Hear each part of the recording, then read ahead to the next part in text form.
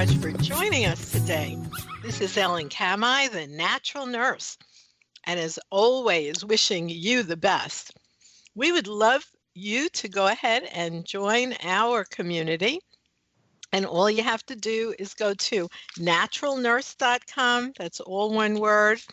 And once you get there, if you go to the lower left-hand corner on the front page, you can just sign up.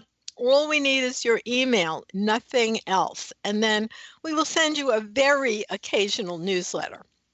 I would say once a month or less. We don't inundate people with emails. But another way to stay in touch is just go to naturalnurse.com and go to calendar. When you go to calendar, you'll see several of the up and coming classes that we are doing. And of course, nowadays we have many of them online. Two that we have listed there right now, one is called Scientific Validation of Herbal Medicine. And this offers 3 CEUs for massage therapists, dietitians, nurses, and midwives. And you also get tons of information about the scientific validation of botanical medicine. So we're taking signups for that right now. I believe there is a reduced rate. And then next month we have one on thyroid, adrenal, and pituitary, the sacred trione, herbal balance. But the scientific validation is about the fact that very often people will hear something from their physicians, and we're going to bring on a physician today who won't tell us that, I don't think, saying that all natural medicine and all herbal medicine has no history of use and has not been specifically studied for particular actions. And what we're going to do in this class, Scientific Validation of Herbal Medicine, is actually investigate all the scientific data, not all of it, because that would take years, but we are to look up all the scientific validation of herbal medicine that exists in mainstream medical literature, not just in Herbalgram magazine, but in mainstream medical literature. So if you'd like to take that and also talk about the scientific validation, and if you want CEU credits, if you don't want CEU credits, you don't have to get them. So just go to naturalnurse.com calendar to see the classes. Today, we're so happy to have on board as our guest, Dr. Kenneth Red Cross, who is an MD with that profound name. He was born with that name. Are you kidding, Dr. Red Cross? No. You had no choice. No, it shows you the good Lord has a sense of humor. That's for sure. I know. It's like, oh, I don't want to do that. Too bad. It's on your monica already. And he is the author of Bond, the 4 Cornerstones of a Lasting and Caring Relationship with Your Doctor. And Dr. Red Cross runs his own concierge personalized medical practice designed to enhance the patient-doctor relationship while providing convenient access to a full spectrum of healthcare services and holistic and wellness counseling.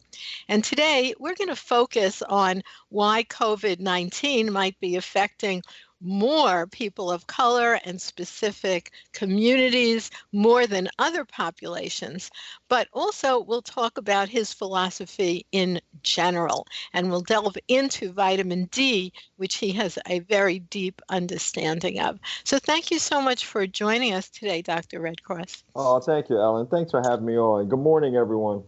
Now, we have you all the way till around 11, so we're not in a rush. Well, sometimes it's a 5-minute soundbite. Sure. I'd like you, again, because your name is Red Cross, but what else made you become a physician as your life's work? Guys, it's interesting. My last name, Red Cross, has an interesting kind of background. It's a Native American background. The first Red Crosses actually were down south, and one was John Red Cross, who was actually Native American. So as a kid, I remembered things that were very spiritual to me, whether it be going to a powwow, but for me, it was always about the person and the spirit of the person, not necessarily so much on the religion side of things, Ellen, but literally the spirituality of being. And so I always had an affinity for people, and then later for patients. And so it's something that's really defined who I am, if you will. So I always knew that I wanted to be a part of a service that was giving back and hoping improving lives each and every day. That's wonderful. So really following what we call in, Eastern mystical tradition, there's something called Dharma. Yeah, yeah. And you might be familiar with it. Oh, yeah, So, very, very much. so share with us, what is your understanding of Dharma? Look, for me, my Dharma, and I'm a meditator. I do my best because, as you've already pointed out, I'm pretty busy. I'm always on the go. But for me, I mean, every day that I live is really about purpose. To be quite honest with you, Ellen, I try to, at the end of the day, try to tell myself, what have I learned today? What have I brought to the world? And it's a fascinating exercise if you can really sit down and see. Even if your day was a little tough, sometimes you can kind of look back and say, you know what? I learned a lot and I really made a difference in someone's life. And that for me kind of brings everything back full circle. Yes, it does, because when people are doing their life's work, as I feel I am as well, Yeah. It's so exciting. And when I started in this field of natural medicine in 1964, it was definitely not the in thing. So No. I didn't say, oh, let me do something that's really popular and really great in terms of making money, let's say. It Right. was just my path and my interest. And of course, then I got regular degrees both in teaching and nursing. Mm-hmm. So I taught science. But when I was teaching science at a university in Arizona, what I brought into the curriculum with my group of students, who, by the way, were mostly Mexican at that Mm-hmm. point, because it's Mm-hmm. in southern Arizona. Oh So yeah. I brought into my science curriculum, here's an assignment. Go home and ask your grandmother what plant she uses for little things like coughs and colds and flus. So Wow. here I was doing research that satisfied me. I was honoring the tradition of my students, and that can definitely be within science, because then I made them look up the genus and species and the Right. mechanisms of action. And, so you can bring your joy into your work very often, sometimes in sneaky ways. Exactly. It's funny. My path was very similar in the sense that I also worked with underprivileged populations for years. I started as a student working in the rainforest in El Yunque in Puerto Rico. And then after I finished my training here in New York at Columbia, I went out to California, kind of close to Arizona. And I went out to California and I worked for 4 years with migrant Mexican farm workers in the strawberry fields. Oh, what area? What Yeah, area I of was in Arizona? Oxnard. No. I was in Oxnard in California. I was mentioning that California was close to Arizona, but I was in Uh-huh. Oxnard, California, near near near Santa. So that was more in the northern end. So Exactly. wonderful. I was actually in southern Arizona, in Bisbee, Arizona, which is on the Mexican border. I mean, you can see Mexico. That's where we went food shopping. It was just right across the street, literally. But and it was a lot less expensive there, and just walk back with the groceries. But those are the old days. Exactly. The old days, the good old days, as they call them. But a lot like you, working with underserved populations, it really helped mold me. And you're right, as you said at the top of your show, I'm not one of those docs who, even though I'm Western trained, is going to come and say there's no role for natural medicine, because that just wouldn't be true, or herbals and that sort of thing. And so all of those experiences really kind of help mold who I am today. A lot like you were a pioneer. I mean, at my time, it wasn't so much about the patient doctor experience, right? It was all about the doctor seeing the patients and seeing as many patients as you want. So I was a little bit of an outlier and said, well, what about the happiness for the patient? What about their experience versus the financial bottom line? And so I was a little bit of a maverick, and when I started my career as well, like you. But excuse me, Dr. Redcross, what about the happiness of the physician? How many of your colleagues feel really satisfied to walk into a room and they have exactly 7 or 8 minutes? Yeah, yeah. And most of the time, they don't even get over near the patient where they could touch them or smell them. They are in the corner at the computer monitor, um, looking up the code, which they Yeah. don't know, and they curse under their breath because they can't find it. And that's the visit. And then they scribble a prescription and who knows what. I mean, that's not satisfying for them either, I'm sure. No, it isn't. And it's a really big problem, which is something I realized, thank God, earlier in my career to say there has to be a better way for my happiness. And once again, I put everything back on the happiness for the patient, because when you provide happiness for the patient, that usually makes most physicians happy, or anyone, or even or nursing as well. Any of us in our field, we went into this field because we love and adore people, and we obviously love and we want to bring health to them as well. And no, you can't do that in the 7.5 minutes that you're supposedly supposed to get. And so that's why I left a practice that was based more on volume and created my own practice that was based more on value. Well, and it wound up to be an excellent thing. Yeah, Because yeah, it did. now, were you early on, before our COVID involvement, which of course we're going to talk about today, Sure, were sure. you offering something like telemedicine already? Not in the same way at all. It's interesting. My practice has always been kind of, as I like to say, it's kind of high tech, high touch. So what I was doing is I was already making house calls. So that didn't really change much with COVID. In fact, COVID allowed me to make even more house calls because people were not going to the hospital. They were terrified to go to the hospital. So before COVID, not so much telemedicine for me, but a lot of house calls and, once again, high touch. Really? What I'm enjoying about the availability of telemedicine for patients, I Mhm. actually think it's a great thing. And I think, everything, no matter how negative it appears, there's always a polarity. So while so many things about COVID is horrible, which we'll discuss, Sure. I feel one of the positive outcomes about it actually has been an increase in telemedicine because that gives people flexibility, another choice, Hmm. and then they don't have to necessarily leave their home. But especially with the FaceTime, you could do a lot. Like as a physician, I'm sure you could look at a rash, even that way, especially with a client you know already well, Sure, and sure. and see if it's something that requires that house call by you, or if you could help them at a distance. So it just gives more options. No, it does. And It does. And as you see, it's growing like crazy with all of the companies that are out there. And we'll talk about that as far as access as well, which we'll circle back to. But that's an important part of which telemedicine can help with. it's so true.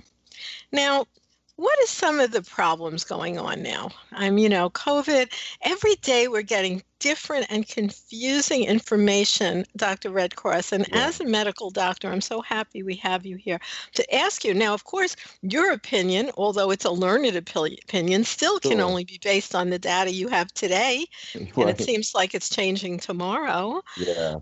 Like recent reports have come out about the fact that maybe if you had an infection already, that doesn't mean you don't get it again.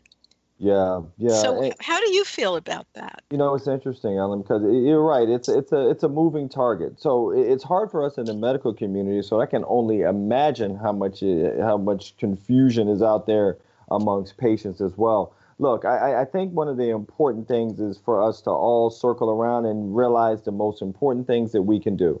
It's hand washing. It's making sure to wear a mask and distance. That's something that no matter what, Ellen, that doesn't change even as we get more and more information and more data, are antibodies helpful? Does that confer immunity? All of those battles are going to rage on as we get more and more data. But those three things, whether it be a mask, hand washing, and social distancing, that's something that at least doesn't change. And so I try to get my patients, for all of us, to at least hang on to that, especially with the flu season coming pretty soon also. Oh my God, what a complication I that's going to know. be. I Well, know. don't you think, with everybody who are participating in those very simple things that you just mentioned, hand washing, wearing a mask, and social distancing, won't that also be protective against any flu, even if it's not a COVID virus?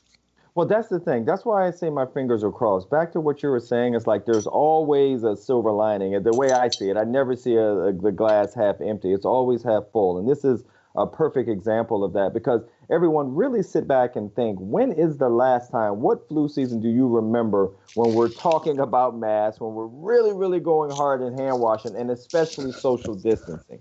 So the hope with that is that even as the flu virus comes in a few short weeks, that we're prepared for it. And I would love to see some really, really low numbers, especially in the beginning, because once again, I don't think we've ever been this prepared for a flu virus, or I should say a virus in general that we know is coming no matter what. So you're right. The hope is that this is a positive thing. On the flip side, we just want to make sure we're utilizing these measures, because we do not want to have a bunch of cases of flu and COVID kind of vacillating back and forth between each other. So we want to make sure that we're on top of it from the beginning. Now, in terms of vaccinations, Dr. Red Cross, I'd like to discuss your opinion about those. In particular, from my data, and perhaps I'm wrong, but I haven't seen that the flu vaccination has been that tremendously effective at avoiding flu, since the flu also mutates year to year, and by the time the vaccine catches up, it's several years ago. Yeah, it's interesting there. And this is a super tough topic, right? Because like I mentioned before, I'm Western trained, open to Eastern ideals, and understand the parts of healing, and how I have some patients who are anti-vaccine and some who live by the vaccine. I'll tell you this. Lots of times I'm in the middle. And when I say in the middle, for instance, the year that we had the H1N1, which was 2009, the flu vaccine was horrid. It was terrible. And so therefore, it wasn't something I was necessarily recommending. But a couple of years ago, you guys may remember, last season and the one before, there were so many children that were dying from the flu. And the studies were bearing out, while the vaccine was not perfect, a little under 30% of efficacy, we do know that it was helpful at that time for children, to help children prevent obviously the horrible complication of death and any morbidity associated with that. So I really assess each and every year, Ellen, so it is not always just a knee-jerk reaction. But to your point, even a good flu vaccine, we try to get closer to 30%. But once again, it's one of those things when you're trying to protect the children and the elderly. So it just kind of depends on how good a job we do at figuring out which strains are kind of coming our way. That's the big thing that's really most important, I think. So it sounds like you don't have this super strong, which we're hearing from most physicians, everybody should always get a flu shot all the time, and it's really going to really, really effectively protect you. Well, look, like I said, it really depends on the year. It really truly does, because that H1N1 year was a big wake-up call for a lot of us to say, gosh, guys, I don't think this is a good vaccine for us to have. And to complicate things further, we're obviously trying to wait and hear a little bit more about this coronavirus vaccine that's, may be coming sooner than later. I don't think it's going to come as soon as some of the news is saying. But, when we're talking about the skepticism that we have here in the United States, it's a big problem, because they're having a hard time, for instance, getting minorities to trust the process in particular, and that is kind of being rushed through. So that's not going to help vaccine health or those who are behind vaccines to get a collective behind a strong message as to what we're looking for success-wise if you're going to get the vaccine. Okay, I'll let you off the hook with the vaccine discussion. So you're saying, and then of course for me, I'll just chime in. Sure. I'm not a big proponent of vaccines, I have to say, for many reasons. My own children, my older son, I want to send a shout out to him. God bless you, Titus Comet Cahutek. Today's his 45th birthday. Oh, nice. Happy birthday to him.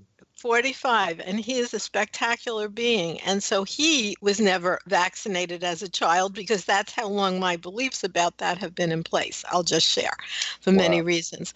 On the other hand, it's fine if people do want to do it. I'm only interested in the right to choose. Hmm. That's my big deal. So there's some fear involved with the up and coming COVID vaccine because it Hmm. seems like they're going to make it mandatory for everybody. In terms of childhood vaccines here in New York, although Hmm. not true all over the country, you're not going to school without that childhood vaccine. And I know many people who have either A, moved out of New York or B, moved to homeschooling because of that. So, Wow. just in terms of personal choice issues. But anyway, we'll go on to a different topic from there. Now, let's talk about COVID. What is different about this infection versus something like flu? Because it seems like it's almost a political discussion where they're saying, "Oh, it's the same as the flu." What's your learned opinion, Yeah. Dr. So, Redcross? yeah, so everyone, let's think about this, right? And honestly, it doesn't matter which side of the aisle that anyone's on that's listening now. It is not a political discussion. Actually, it's a public health discussion, okay? As I always tell a lot of my patients, because I'm right in the middle, I have patients on either side of the aisle, and the most important thing is that we stay healthy and get through this thing, and then we can live to fight another day on political issues. Now, when we're looking at this, everyone, so the coronavirus, or COVID-19 as we're calling this one, let's also remember the coronavirus is not new to us. It's the fact that this is a new strain of the coronavirus, a kind of mutated one in a sense. So that's what's giving us so many headaches, guys. Our immune system hasn't seen it before.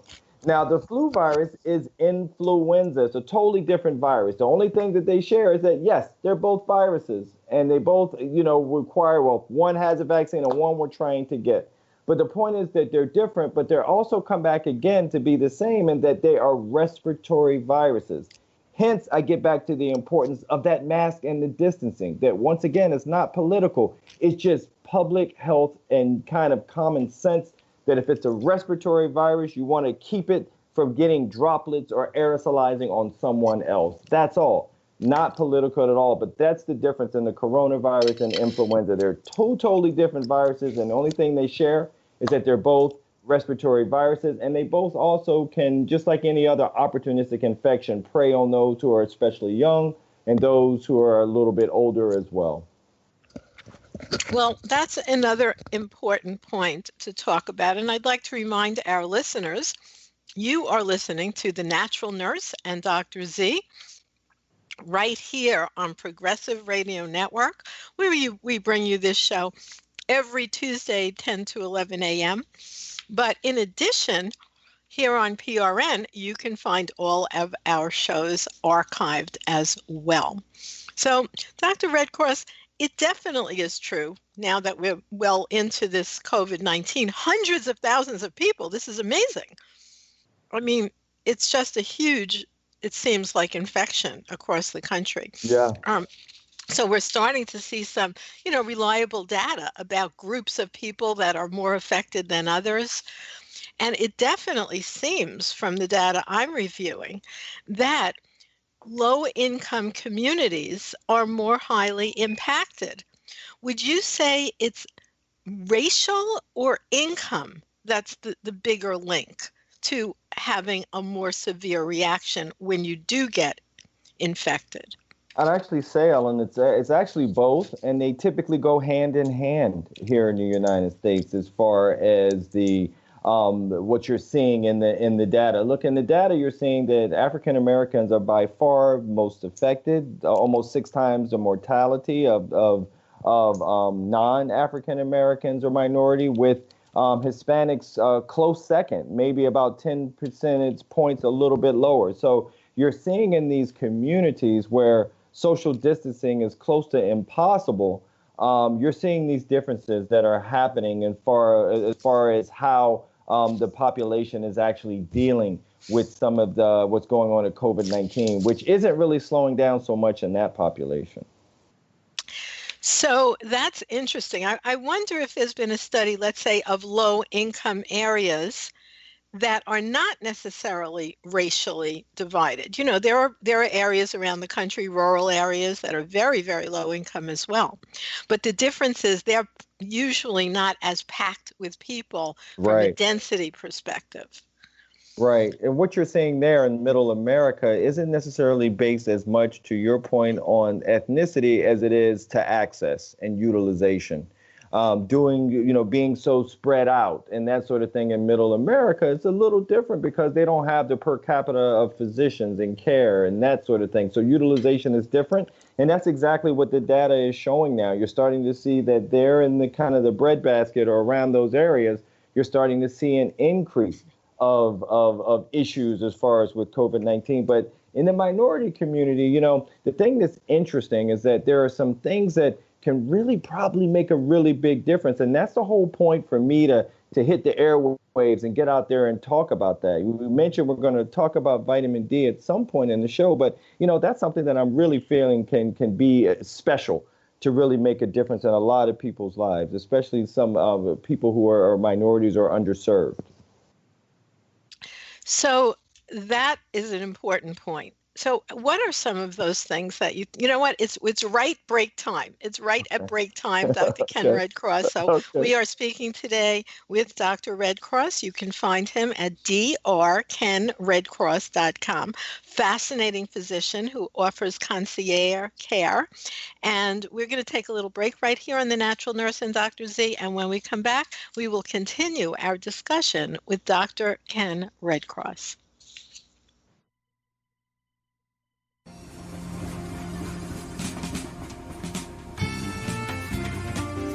On this edition of the Natural Medicine Chest, we'll discuss the ancient Chinese science and art of acupuncture. Acupuncture is a 5,000-year-old medical procedure involving insertion and manipulation of needles into specific points on the body. It is often applied to relieve pain during surgery and for many other conditions. Acupuncture needles have been found in China that are over 4,000 years old. The first needles were made of stone. Later, bronze, gold, or silver was used, and today they are usually made from steel. Acupuncture was developed around the theory of special meridian points on the body connected to the internal organs, and that vital energy, or qi, flows along these meridians. According to this theory, diseases are caused by interrupted energy flow, and the stimulation of these points restores normal energy circulation. There is some scientific evidence of the existence of the meridians as a separate circulatory system. Studies were done in the 1970s by a Dr. Kim from Korea, where he injected radioactive dyes into the traditional acupuncture points. He observed migration of the dyes along the exact predicted path of the meridians. How acupuncture works remains uncertain, but both Western and Eastern scientific studies on rabbits have shown that the analgesic effects are not simply a matter of suggestion. After the discovery in 1975 of endorphins, natural pain inhibitors in the body, some neurophysiologists suggested that the needles may trigger the release of these substances. American and Chinese studies have confirmed that placing acupuncture needles in the brains of dogs raises the level of endorphins in the spinal fluid. Acupuncture is used today in most hospitals in China and by many private practitioners in virtually every country in the world, including the United States. The primary use is for analgesia, although ulcers, hypertension, asthma, and other conditions have been documented to respond favorably to this treatment. Chinese surgeons prefer acupuncture to the use of drug-induced analgesia because they claim it does not disturb normal body physiology and therefore does not make the patient vulnerable to shock. Brain surgery is especially amenable to this form of analgesia when it is necessary to keep the patient awake during the operation. Although some modifications in the practice of acupuncture have been made, such as sometimes using a small electric current on the needle instead of the traditional twirling, acupuncture remains intact as an ancient therapeutic technique that has been used successfully for at least 5,000 years. Perhaps you'd like to add this piece of knowledge to your natural medicine chest.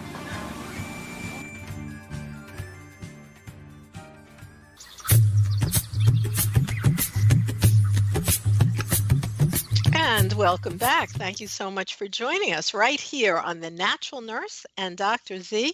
And we're here with our wonderful guest today, knowledgeable guest, Dr. Kenneth Red Cross. medical doctor, and he's been using the word, he's in between. So he would say, he has a moderate viewpoint where he is balancing all the things he knows as a conventionally trained medical doctor, and then also his perspective of a more holistic patient-doctor relationship than we usually see, so that he has room to understand different people's wants and needs. And that's how he based his concierge practice.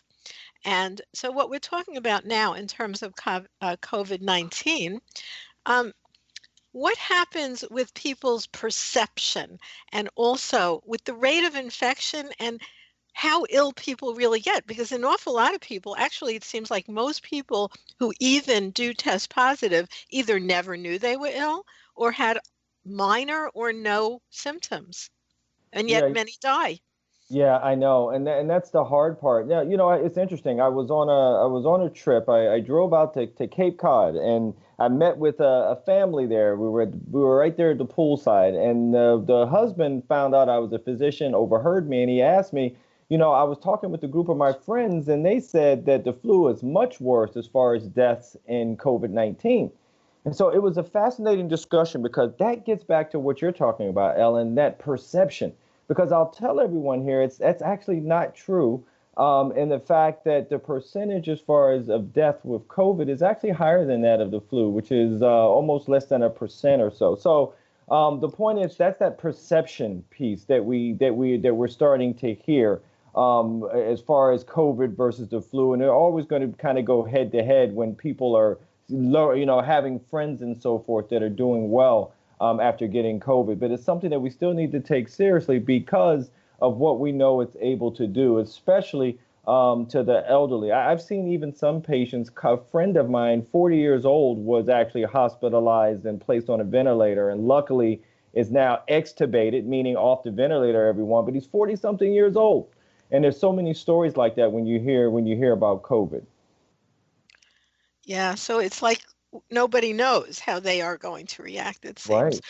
But now I know there is a story, and also in terms of the communities we talked about, in terms of Black and Brown communities having higher, more severe effect rates. And is it a higher death rate as well? It actually is, and there's a few things that we should learn along the way, everyone. So, one of the big important things for me today as I come on is to really challenge all of you. We're going to talk a little bit about vitamin D, but I want to challenge all of you to, number one, get your levels checked. And then I want to make sure that when the levels are checked, Ellen, that everyone's between 40 and 60. That's kind of the sweet spot. Now, why does that matter now as we're talking about how minorities are affected with the coronavirus? Well, number one, let's look at the medical diseases that are associated most with COVID-19. Number one, diabetes, cardiovascular disease, lung disease, and obesity. All four of which are pretty rampant in the African American and also the Latino population as well. Those are the ones, the disease states that COVID has really been preying on. Then the second thing, what about the socio-economic issues, Ellen? Well, the healthcare access, the fact that there's income inequality, the fact that there's housing issues in underserved areas. And so all of those things have really come together to create a perfect storm because those disease states are also all associated with low vitamin D levels as well. And number one in the United States, as far as lowest vitamin D levels, 82% African Americans again. So that's how we're learning and understanding that, vitamin D may play an important role here, Ellen, because it's so, so important for all of our immune systems, whether you're a minority or not. So vitamin D levels are important. And I know that you have a place that people can actually get vitamin D tested on their own because sometimes health insurance does not even cover vitamin D testing. Why, I don't know. Yeah, me either. Well, that's another discussion for another day of why that should be so difficult when it shouldn't. But you're right. Look, it used to be easy pre-COVID. Go to your doctor's office, go get your vitamin D level. But now there's a website, everyone. It's called thepowerofd.org.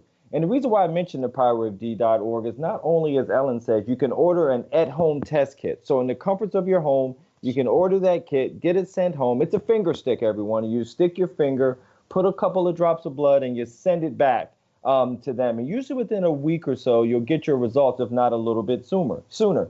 Now, at thepowerofd.org, they also have an ability for you to calculate how much vitamin D you should take based on the levels that you receive back, along with a myriad of other information. So these are the sort of the educational vehicles that I think are so important for us to all understand that something as simple as vitamin D, which everyone really isn't a vitamin. Vitamin D is really a pro-hormone. But the point for our discussion today is we do know vitamin D's importance in the immune system. And while a lot of the Black and brown communities are dealing with it, at least everyone out there listening can understand, like, oh, I didn't recognize that some of those challenges existed for them, which is the reason why we keep learning so much in the news about these populations and mortality and morbidity. So, now let's talk more about the comorbidities, because those comorbidities they're talking about, let's list some of what those are. Well, it depends. Some of those things that are kind of left behind. I mean, I have some patients who have gotten over COVID and they feel like their cognition is not the same. Have some patients who are positive and feel like they have shortness of breath and fatigue. And then there's mental anguish that kind of comes along with it as well. So these are some of the things that people are like, I get the coronavirus, it's not a big deal. Well, guys, sometimes there's things that are left behind that we're learning more and more about. Don't forget, we haven't turned the page on this yet. So to your point earlier, Ellen, we're still learning more almost daily about the coronavirus and the sort of things that it can kind of leave behind, especially after some of the end organ damage that it causes. That's another point when we talk about vitamin D is important. Vitamin D can be important, everyone, in something that can be called a cytokine storm.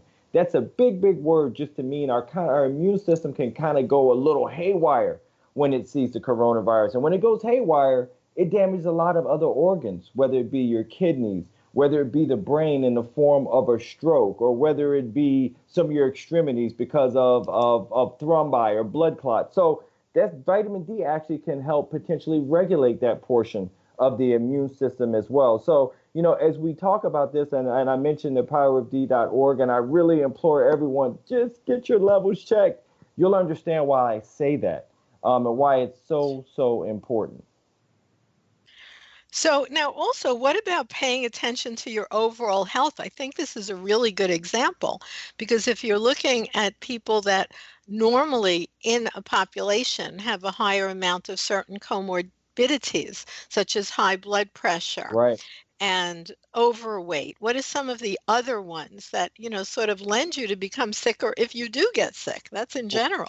Yeah, lots of times it's those things that you mentioned because, blood pressure can sometimes be silent, even lung disease, even modifiable behaviors. Believe it or not, smoking was, it makes sense, but smoking was absolutely horrible with those patients who contracted the COVID-19 or the coronavirus. Once again, it's an immune system issue, and comorbidities are always a setup for things to go wrong should we kind of get exposed to something like a virus. And actually, that's the same in this case, Ellen, for influenza as well. Same sort of thing, very opportunistic. And so when you have any sort of comorbid illnesses, like you mentioned, like hypertension or COPD or an active chronic smoker, those are things that we need to get on top of to really make sure we ensure health going forward. And, so also it seems like these comorbidity things that you just mentioned, Dr. Red Cross, when we talk about something like obesity, high blood pressure, smoking, other lung problems, which are often linked to things you can't control, such as air pollution. Yeah. But it's often linked also to who's smoking cigarettes in the house. Yeah. I mean, how much of the illnesses linked to these things are genetic versus what you do? Oh gosh, that's a great question there, because actually it's a little bit of each. You can kind of cherry pick from each one because there's a gene pool that we all have, of course, and then there are some modifiable behaviors, we call them, where for some of us in our bodies, you'll have somebody that smokes 40 years and they're fine, and someone who's just been smoking 10 years and they're COPD and they need a lung transplant. So yeah, there are some things that we do to ourselves that are modifiable behaviors. in addition, that when added to comorbid illnesses are just a setup for a disaster. So what are some of those factors that someone can change within their own life? Well, one of the big things, and you touched upon it, we mentioned it a couple of times, is obesity, everyone. So obesity is something else that is incredibly important in the brown and black community. I mean, all around the United States, of course, but especially some studies will say that 4 in 5 African American women are considered to be overweight or obese. So everyone says, okay, doc, being overweight, I understand there's some cosmetic issues you may not like about that, but why does it matter? Well, it also matters in that obesity can lead to issues to create diabetes because of glucose insensitivity. Obesity can also lead to cardiovascular disease and to CHF, or congestive heart failure. So when you think of these things, obesity almost, it lives on its own, Ellen, a bit, but then it can complicate and create the other things that are on the list also. And it's something that we can control. We can control by obviously what we put in our mouths. And then we need to do something else, which we have not been doing really well as Americans, is exercise. Exercise, I always love when my patients will say, well, doc, you don't understand. I exercise at work. I run really, really far. All I'm doing is going up and down stairs. But that's baseline stuff, Ellen. Exercise is when you're unable to speak in full sentences. That's true exercise there. Oh, so you're talking about that the aerobic portion has to be included. It does. And look, even if you're lifting weights and you're doing more anaerobic, it's fine, but do that with a pace as well. But that needs to be exercise. You have to burn calories. Your body is a machine, so you have to burn more off than you're taking in. Luckily, that's pretty simple. But then there is an education piece around that as well. And I understand that. And that's something else that needs to be better fleshed out and to get that into the communities. Well, it's so important because you know what? Not only do you look better, but you feel better. Yeah. And also, I mean, what about the fact that people say, oh, I live in a food desert, so I can't eat healthy? What do you think of that?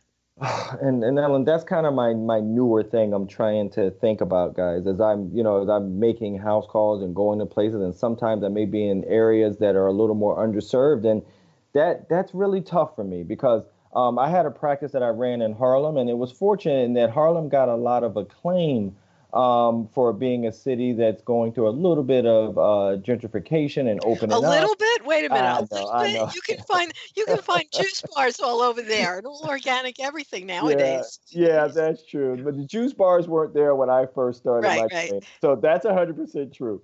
But I'll tell you, and they were able to do it with a lot of collectives and initiatives and that sort of thing. So now in that community, you're right. It's beautiful to see these fresh fruits and vegetables offered to these people who were underserved before. And so I am trying to literally, as this day, figure out how to kind of make a blanket sort of program that, to your point, can get into those communities to give them healthy alternatives. And then there's an education piece as to why they're healthy and why you should do them and what you should stamp out. I always joke around with all my patients and say, I want you to avoid two things. I want you to avoid anything that leaves powder on your fingers. And the second thing I want you to make sure to avoid is anything that ends in O's, such as the something O's and the that of O's. I don't want to mention any brands, but the point is those things are usually your snack foods that are leaving powder and have O's at the end, and they're never... Wait. What are you talking about? I never heard this before. They have an O at the end of their name? Like what? O's. Like, we'll say this to not put down any brands in that way. But for instance, things that leave powder. Let's just say in this case, powdered donuts. Okay. There's also snack foods, whether they be some of the chip brands that may have O's at the end, that sort of thing. Okay. They usually aren't good for you, especially someone who's already obese and not necessarily taking care of themselves. And, I'll say it this way. So even my kids, I have twins, and I had to even take a bag of Doritos away. Okay.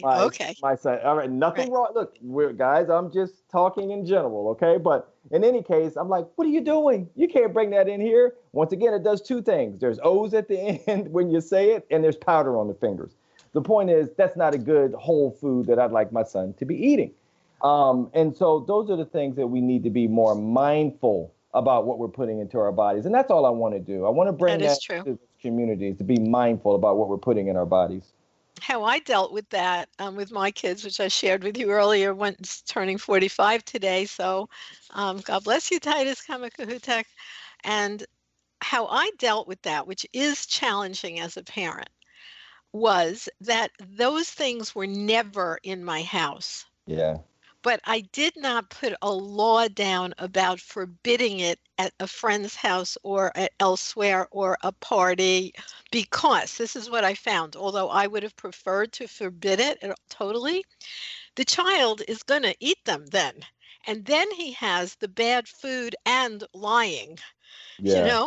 which is almost worse than just the bad food. So that Yeah. was just a parenting tip that I used, which actually worked out in an interesting way.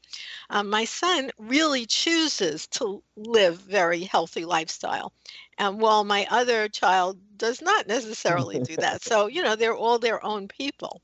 They are. They are. And another common offender too, Ellen, is soda. Soda's a big no. Yeah, Big. exactly. Mega. And so luckily, I don't really have those battles or any of that sort of thing with my kids. They get that part. And like I said, I don't even think my son understood that snack was not a good one at the time. But the point is, soda's a big offender, especially in the community. Well, we get back to that. Remember I mentioned, guys, a few minutes ago about obesity and how obesity can lead to glucose resistance or insulin resistance. Well, that's one of the things that soda does, everyone. I mean, soda is something, number one, it's obviously not a whole food. It's 100% artificial. And it's one of those things can raise your glucose levels, which is something we don't want, and increase insulin resistance. So when I keep saying insulin resistance, everyone, what I mean is that you have insulin circulating in your body. And we know that insulin drives sugar into the cells so that we can use them for energy, right? But what happens with insulin resistance is that it's circulating, but because of obesity and other factors, guess what? Your body doesn't recognize it. So therefore, that sugar is rotating in your body all day long, or circulating all day long, and it does big problems, whether it be to your heart, to your brain, to the back of your eyes, for those who are diabetics, for the blood vessels in the toes as well. So soda is something that if you could stop today, there's a few take homes today. Number one, make sure to get your vitamin D level checked, and make sure it's between 40 and 60. And you go to powerofd.org. The last one, or the second one, that's a big one as well, is no more sodas. If you can avoid it, everyone, no more sodas. The good thing is there are some natural alternatives that are over the counter, Ellen, that are said to be a little bit better. I can't say I've vetted any of them, but if you need that carbonation, there's a lot of ways to do it naturally and in a healthy way. Great advice. We're going to take another little break right here, Dr. Red Cross, for our station identification here for Progressive Radio Network, so people know all the wonderful information. And then we'll come back for our wrap-up session. Thank you so much, listeners, for joining us. We'll be right back with more right here on The Natural Nurse and Dr. Z. 5G? Where is 5G? 5G is something you cannot see, but 5G will be everywhere that you can see and can't see, so you never know where 5G might really be. That's why you have to keep tuning in to PRN to get up-to-date news, findings, and research on 5G. This is where you can hear it right here at PRN.FM, the consciousness of the progressive enlightenment, the Progressive Radio Network. Where can you find the mind, heart, and soul of the progressive consciousness? The Gary Null Show is where. It is America's #1 ranked progressive radio program, and Gary Null is the most comprehensive voice of the progressive enlightenment. So you can hear it all right here. Weekdays, noon to 1 Eastern, 9 to 10 Pacific on PRN.FM, the #1 progressive station, the Progressive Radio Network. Hi, everybody. I am Karen Hartglass, the host of It's All About Food. Join me every Tuesday from 4 to 5 p.m. Eastern Time, or catch all of my shows in the archives. You can find my archived programs at the Progressive Radio Network website, or you can call my personal archive phone number to hear the most recent 5 episodes of It's All About Food. Here's the number: 1-701-719 0885. Here it is again: 1-701-719-0885. Learn about how we can solve many of the world's problems today and do it deliciously here on It's All About Food.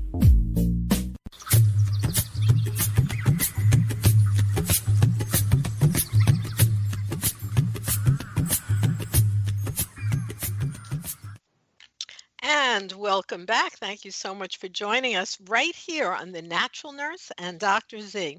Get in touch at naturalnurse.com or Facebook, The Natural Nurse. Go to naturalnurse.com to see classes and workshops that you can join in with or without needing CE credits for nurses and massage therapists, registered dietitians, and others. But if you're just interested, you absolutely can just go ahead and join us for the class. And today, our guest is Dr. Kenneth Red Cross. We have a few more minutes before we'll be wrapping up. And Dr. Red Cross has been so good to inform us about a lot of information about our COVID-19 situation. Tell us the best ways for people to find out about you and more information, Dr. Red Cross. Oh, sure. So my website is drkenredcross.com. You guys can reach out to me on all the social media platforms, which is Instagram, Facebook, LinkedIn. It's Ken Red Cross MD, and I really mean it. Please reach out. I love answering questions and being helpful in any way that I can. And then you shared with us stuff that's really great information for anyone about being sure to use vitamin D. Yeah. Is there a kind of vitamin D, if you're going to supplement, that you find better than others?